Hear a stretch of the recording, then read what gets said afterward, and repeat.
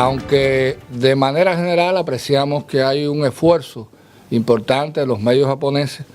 por abordar la problemática del bloqueo contra Cuba y en especial de la ley Helms-Burton, pensamos que de todas maneras todavía en algunos casos seguimos apreciando que hay omisiones importantes sobre el tema, de ahí el interés que tenemos de compartir con ustedes, repito, estas ideas, estas valoraciones sobre estos temas. Como ustedes conocen, la problemática del bloqueo no es nueva, es harto conocida internacionalmente. Cada año la comunidad internacional expresa con su voto favorable en la Asamblea General de las Naciones Unidas su apoyo a la batalla que Cuba libra por el levantamiento incondicional del bloqueo estadounidense contra Cuba,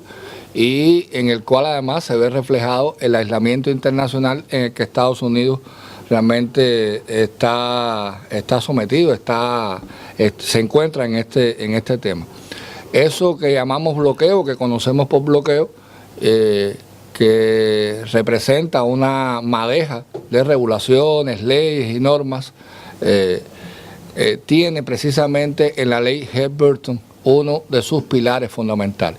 Por eso pensamos que a la hora, para poder tener una mejor comprensión de lo que significa esta ley, de su alcance, de su contenido, de sus objetivos, es importante poder explicarla, poder analizarla en sus diferentes dimensiones.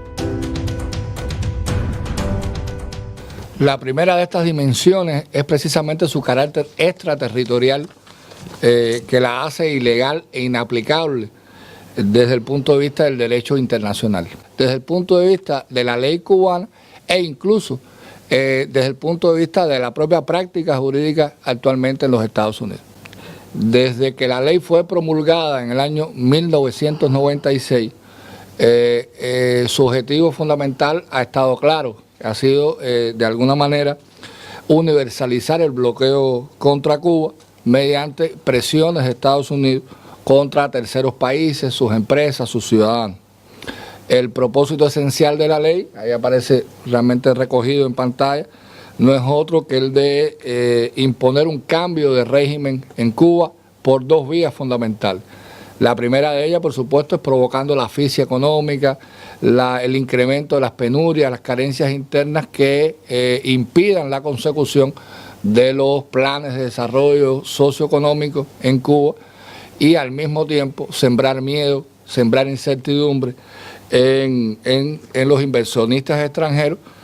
tanto presentes como futuros, que de alguna manera impida también a Cuba poder adquirir los recursos necesarios para su desarrollo. Fíjense si esta dimensión extraterritorial es importante, que 3 de los 4 capítulos de la ley se centran precisamente en la aplicación extraterritorial del bloqueo contra Cuba. En el título primero,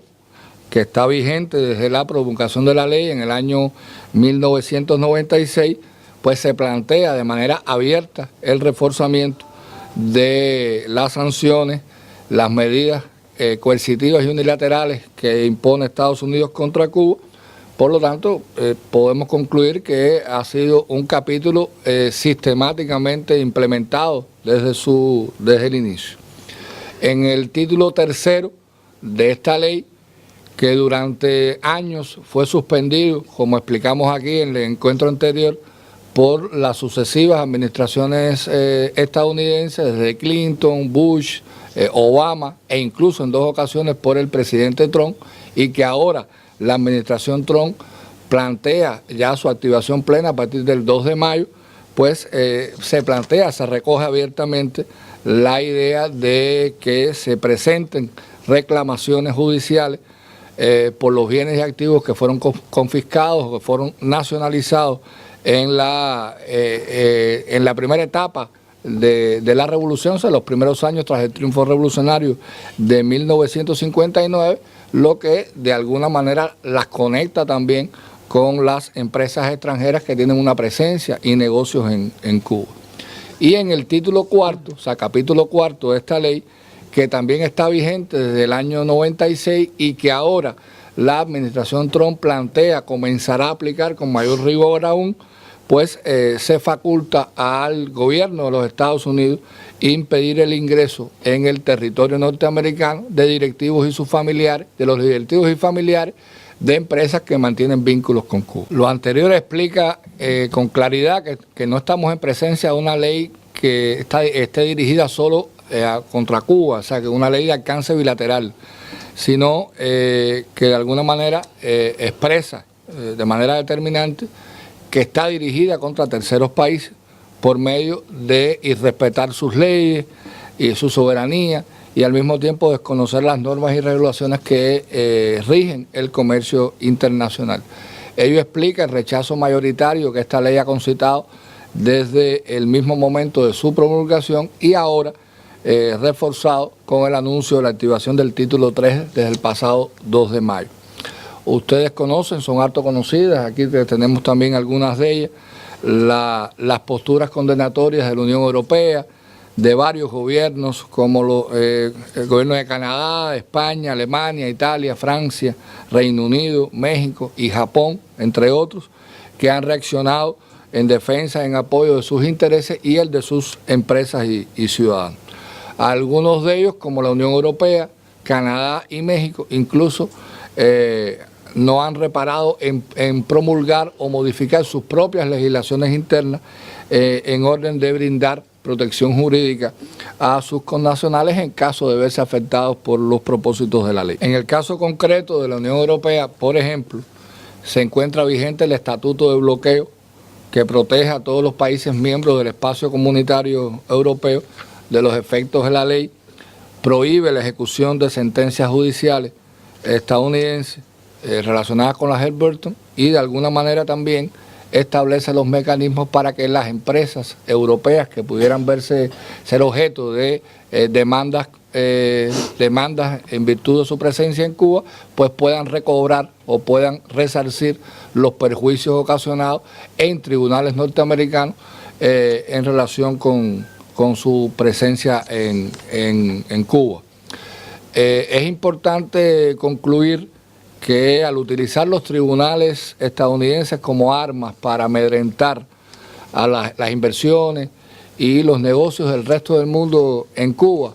la administración Trump está compulsando a la comunidad internacional y en especial incluso a muchos de sus principales socios comerciales, aliados estratégicos, a procurar también una respuesta supranacional en iguales términos legales y políticos. Es por ello que ante las primeras reclamaciones presentadas en los últimos días, la Unión Europea ha señalado ya con claridad que responderá con una reclamación ante la Organización Mundial de Comercio. Ustedes recordarán que esta organización que se encarga de la mediación multilateral en temas de comercio ha sido también blanco importante de la ofensiva antimultilateral que ha presidido Trump y algunos allegados de esta administración, específicamente su equipo de política exterior. Nadie escapa a esa actitud prepotente, a esa soberbia de esta administración, incluso países que pueden ser considerados aliados, países que pueden ser considerados socios estratégicos de Estados Unidos, como ha quedado claro también en el tema de la Halliburton, como hemos visto aquí, la Unión Europea, gobiernos europeos y por supuesto también el gobierno japonés. Como ustedes saben, Cuba y Japón han entrado paralelamente en nuevas eras de su historia. En el caso de Japón, con la entronización de un nuevo emperador, y en el caso de Cuba, con la puesta en vigor desde el pasado 10 de abril de la nueva Constitución. En el caso de Japón, como ustedes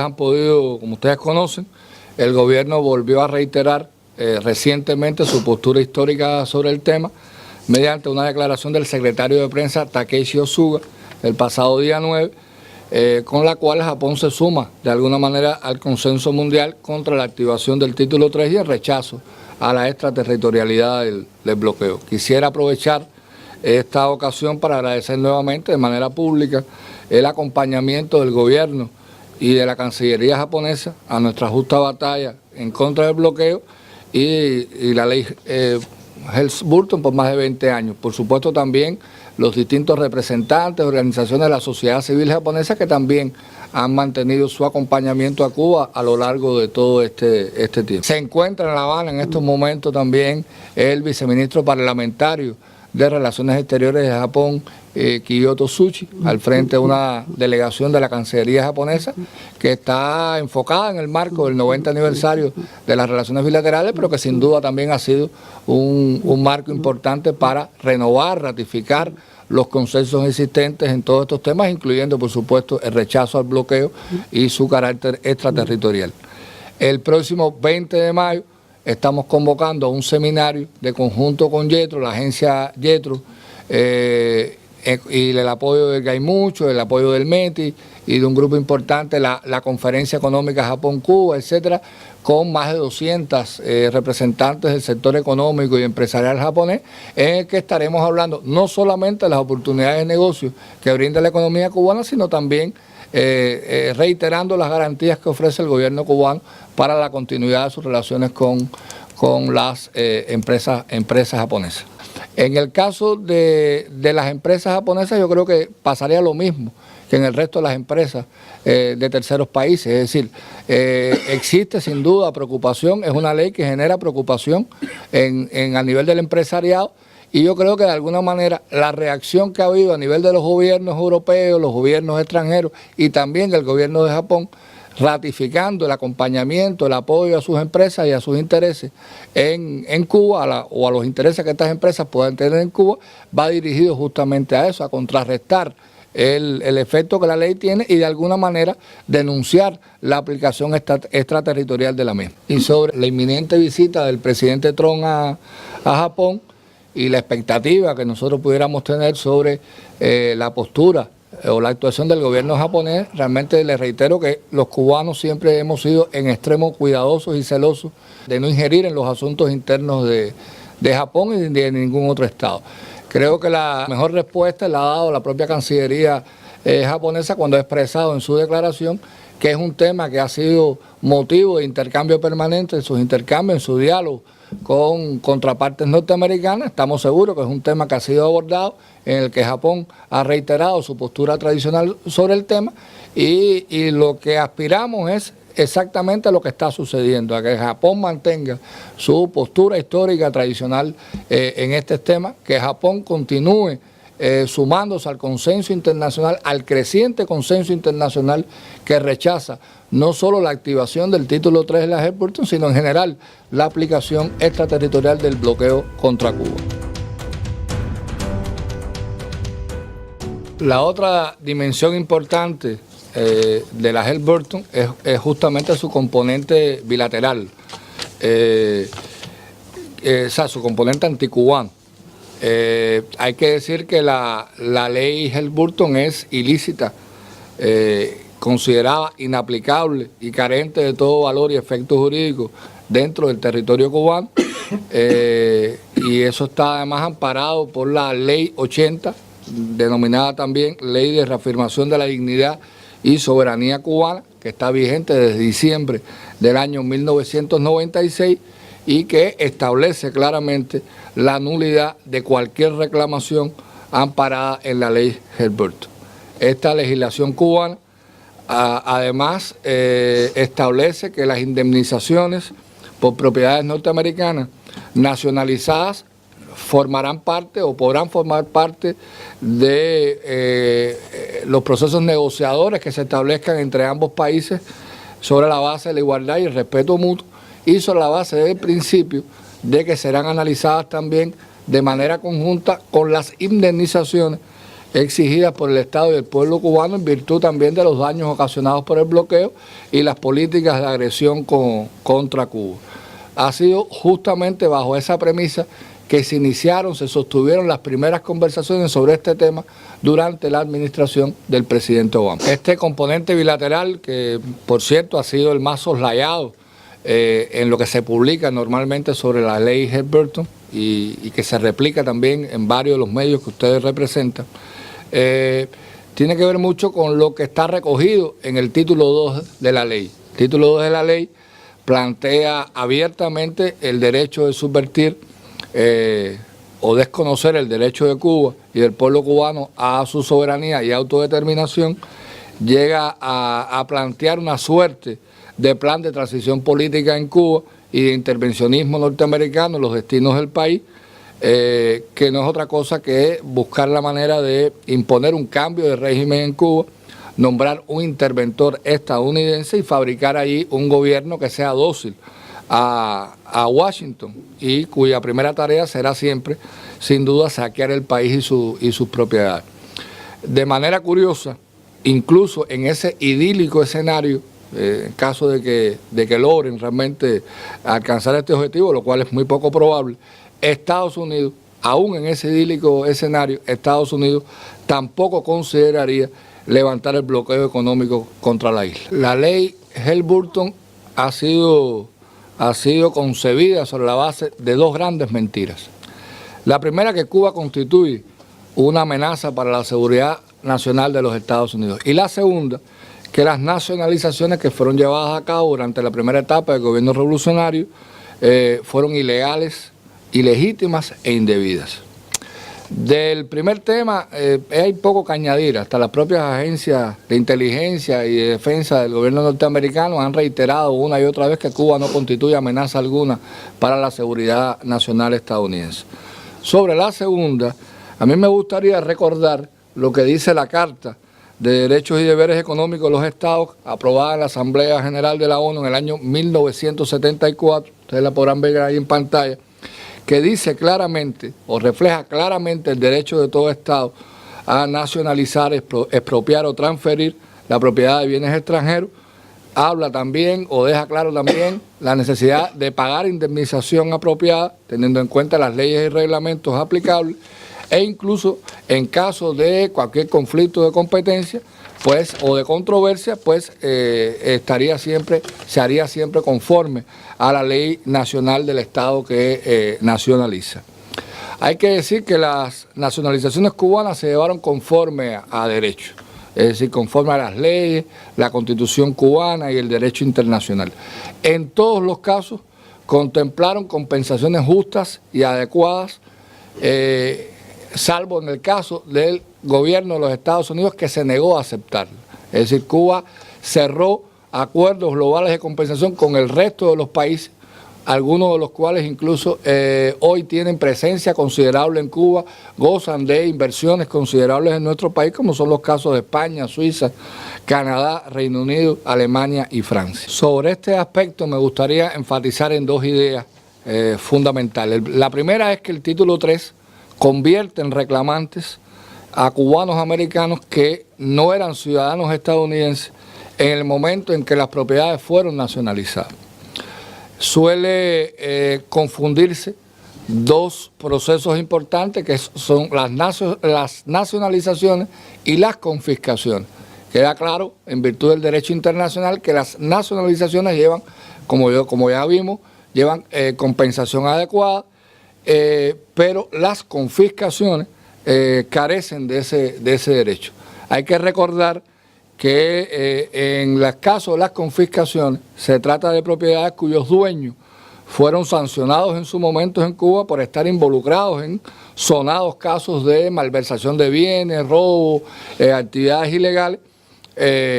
Incluso para confundirse y encubrirse, muchos de los ahora potenciales y pretendidos reclamantes fueron en su momento en realidad confiscados y no nacionalizados, por lo que no requirieron ningún derecho de compensación. Y esto es importante para que se comprenda, porque no pocos medios se afanan hoy por brindar mayor relevancia posible a los primeros casos de litigio, incluyendo también medios japoneses, incluyendo a descendientes de antiguos propietarios vinculados a estas acciones, como si fueran historias reales, historias irrefutables, sin detenerse siquiera a corroborar de qué y de quiénes se trata. Una tercera dimensión de esta ley tiene que ver precisamente con su aplicación, su aplicabilidad dentro de los propios Estados Unidos, sobre todo en lo que respecta a las empresas extranjeras. Si bien la activación del título 3 sin duda amenaza con crear serios e interminables embrollos al estamento judicial estadounidense.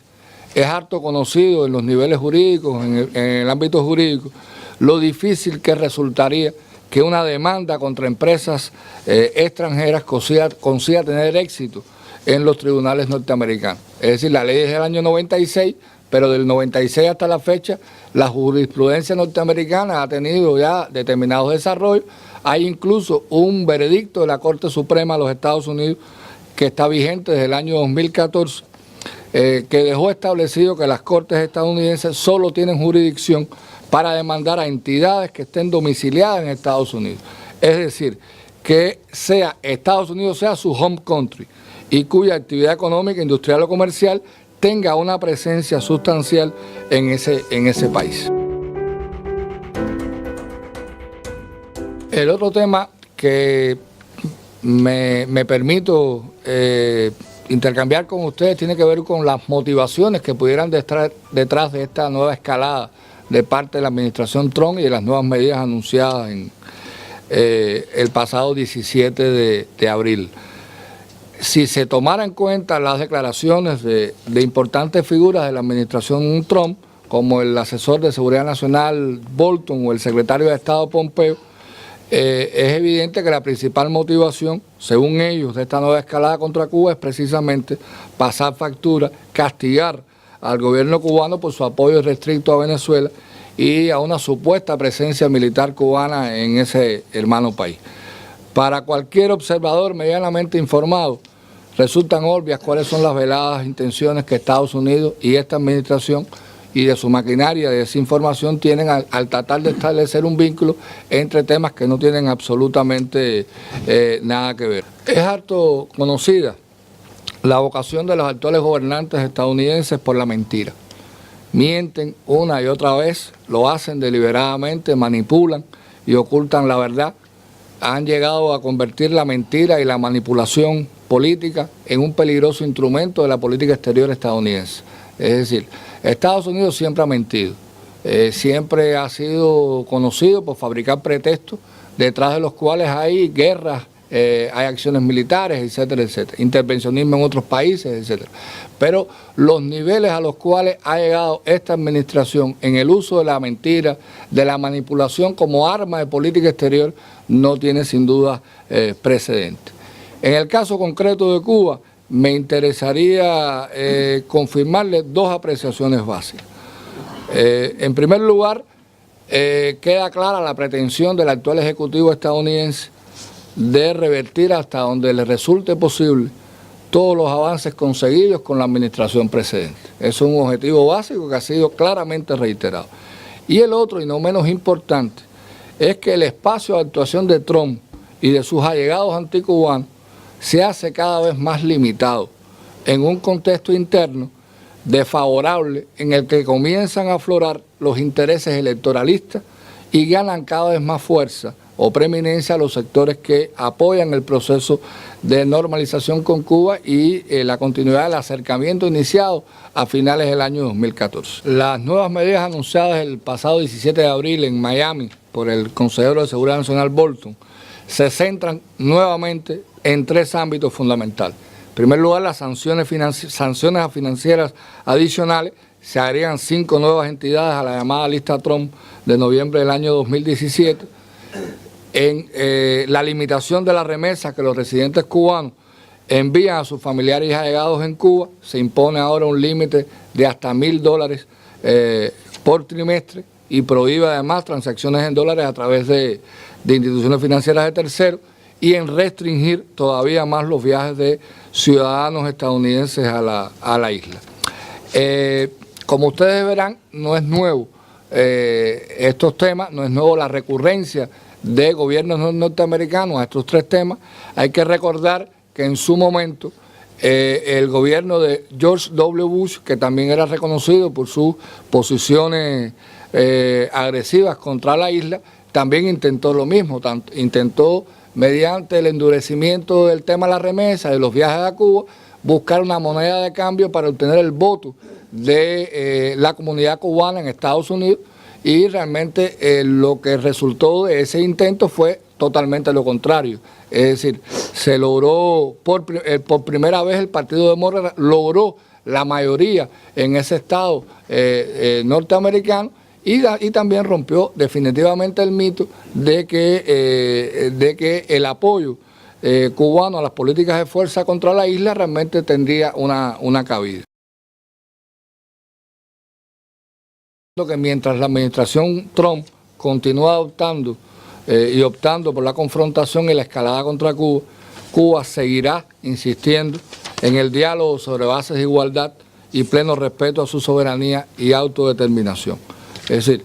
Cuba seguirá rechazando cada campaña provocativa y irrespetuosa a su soberanía y derecho a la libre determinación, sin caer en provocación ni dejar de reiterar su disposición al diálogo, que nunca entrañará negociar asuntos internos ni ceder un ápice ante las recurrentes amenazas y chantajes de la administración norteamericana. No es Cuba, sino el gobierno norteamericano el que dedica realmente grandes montos millonarios para subvertir el orden interno en Cuba y financiar y fabricar una oposición dentro del país. Cuba ha reiterado el diálogo y la no confrontación con Estados Unidos parte de una realidad objetiva, y es el hecho de que esta administración, aun cuando se ha impuesto, se ha esforzado por revertir el proceso iniciado hace algunos años, acercamiento entre los dos países, no lo ha conseguido. Refleja, o sea, la actitud cubana y la convicción cubana expresa sin duda una realidad objetiva, y es que sigue siendo mayoría en los Estados Unidos los sectores que favorecen un acercamiento entre los dos países. Es decir, en otras palabras, a pesar de ese discurso agresivo, a pesar de esa agresividad del presidente Trump y de su entorno, el equipo que maneja la política exterior y que mantiene secuestrada la política hacia Cuba, a pesar de esos intentos, la realidad indica que siguen siendo mayores los elementos de continuidad, prevalecen, digamos, los factores que están a favor de una relación normal entre los dos países. Y dentro de Cuba sigue siendo también mayoría los que consideramos que en nuestra relación con Estados Unidos sin duda debe prevalecer un optimismo, debe parecer también un sentido de futuro, porque el hecho de que existan buenas relaciones con Estados Unidos entre los dos países es algo que beneficia a los pueblos, a los gobiernos de ambos países, a los intereses nacionales de ambos países, pero también a la comunidad internacional. Por lo tanto, refleja primero eso, refleja una percepción de que en Estados Unidos siguen siendo mayoría los que apoyan una normalización de relaciones con Cuba. Si hablamos de elementos de balance de estos 4 años, pues la primera conclusión que hay que sacar es que a pesar del empeño, a pesar de los esfuerzos por revertir este proceso, hay que decir que hoy son mayores los elementos de continuidad en las relaciones entre Cuba y Estados Unidos que los elementos de cambio, es decir, que la ruptura que ha tratado de imponer la administración Trump. Y eso se expresa de muchas maneras. Es decir, se mantienen vigentes la mayoría de los grandes avances que se lograron en el periodo anterior, siguen vigentes, aunque en algunos casos se han visto afectados más de una veintena de acuerdos firmados durante el periodo anterior. Continúa la presencia en Cuba de importantes empresas norteamericanas en el sector del turismo. Acaba de anunciarse hace unos meses la primera empresa mixta cubano-estadounidense en el sector de la biotecnología, producción de vacunas contra el cáncer, que comenzará a funcionar próximamente en la zona económica especial del Mariel. Y si usted analiza, por ejemplo, también cómo se ha comportado los intercambios pueblo a pueblo entre ambos países, puedo decirle que al cierre de abril prácticamente había, a pesar de las amenazas, a pesar de las sanciones en el sector de los viajes, pues continuó creciendo el número de norteamericanos, de estadounidenses que viajó a Cuba en cifras superiores a los 250.000. Repito, al cierre de abril, 250, de enero a abril, más de 250.000, para un incremento de casi el 93,5% en relación con igual periodo del año pasado. Cuba está inmersa hoy en un momento trascendental de su historia y nada la sacará de sus prioridades más inmediatas, y mucho menos estas amenazas y esta escalada estadounidense contra Cuba.